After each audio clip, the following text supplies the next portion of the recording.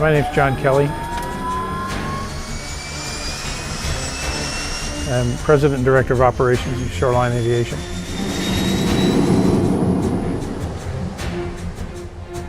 We operated the first caravan amphibian to go into commercial service. And at that point in time, it had a 600 horsepower engine and a big Kevlar Hartzell propeller. And it really couldn't get out of its own way in many ways, particularly getting off the water. When everything moved up to the 114A and the 675 engine, that was a big improvement over the original Caravan, but it still was underpowered. And so we've been watching for a long time the various options that were out there, but frankly, for various reasons, they didn't really fit our needs. And when the 140 came along, we were right away in Cessna's face, and you've got to put this on a small airplane, you've got to make this available to us aftermarket and all that. And when Blackhawk came along and said they were going to do that, we were the first ones to walk up and say, if you do this, we're really interested. We put the first caravan amphibian into service back in 1987. As of today, we have 6 caravan amphibians. We've got, I guess, 29 years experience with this thing, and I've probably logged 12,000 hours in caravans, starting from the 600 horsepower one all the way up to what we have now with the Dash 140s.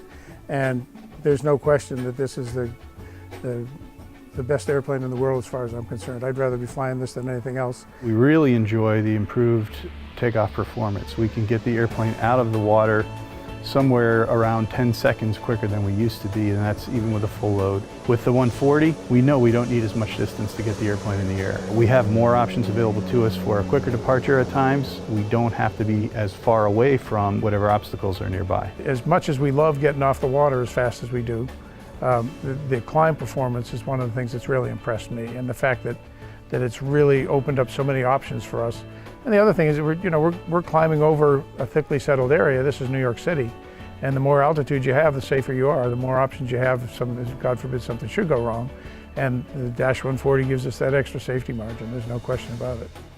To me, one of the biggest differences is that in a cruise climb, when I'm on my way, trying to get up to altitude to take advantage of a tailwind, for example, a fully loaded airplane with the 114, I'm pitching for 120 knots and I'm taking what I can get, which is maybe 500 feet on a hot day per minute.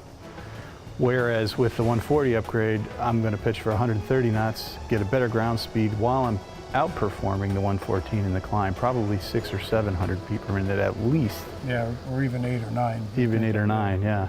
And that's with a fully loaded airplane. So, it's a tremendous difference. I mean, it's a night and day from one airplane to the next. For our customers, the advantage of having a seaplane, whether it's in New York City or it's down in the Virgin Islands or in the Bahamas, is that, first of all, access. In New York City, the seaplane dock is right downtown. You take a cab from your office to the dock in 5 or 10 minutes. 5 minutes, 10 minutes later, you're in the air, on your way.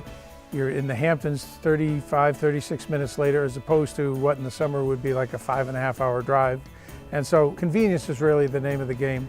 And add to that convenience the fact that with the Dash 140, we do it quicker and we do it far more efficiently and far safer. And for us, this was really a no-brainer. This was a win-win situation.